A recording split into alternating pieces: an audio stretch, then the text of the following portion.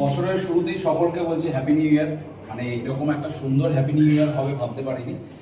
বলে না, অনেকটা অপেক্ষার পরে কিছু ভালো কিছু ওয়েট করে থাকে। তো ফাইনালি আলেয়া নন্দনের বড় পর্দায় সকল দর্শক দেখলো, দর্শকদের প্রতিক্রিয়া সবটা জানবো। বিশেষ করে বিষয়টা ছিল আমাদের মেন্টাল হেলথ নিয়ে।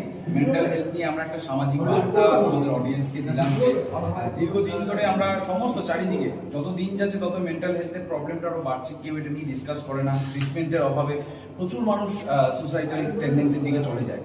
তো সেটারই একটা বার্তা। আর শুধু বার্তার সাথে সাথে মানুষ কিছু মুখরোচক, কিছু ভালো মানে এন্টারটেইনিং জিনিস চায়। তো সেই হিসেবে সেই সিনেমাটা যাতে আরও মানে ইয়াং জেনারেশন অবধি পৌঁছাতে পারে। শুধু যে বার্তা দিলে আমাদের সেটা রেস্ট্রিক্টেড হয়ে যায় যে শুধুমাত্র সিনসিয়ার মানুষরাই দেখে।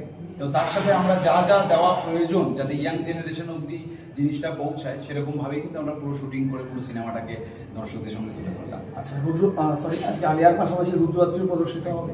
ইতিমধ্যে জাস্ট বছরের একদম নতুন বছরের আগে রুদ্ররাত্রি অফিসিয়ালি একদম গ্লোবালি ইউটিউবে রিলিজটা আমরা দেখতে পেরেছি। রুদ্ররাত্রিরও হচ্ছে, তো রুদ্ররাত্রি নিয়ে কি বলতে চাও?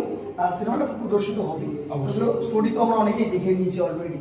কি বলতে চাও রুদ্ররাত্রি ঘটনাটা কি বিষয়ের উপর, এবং তার স্টার কাস্টদের কি বলতে চাও?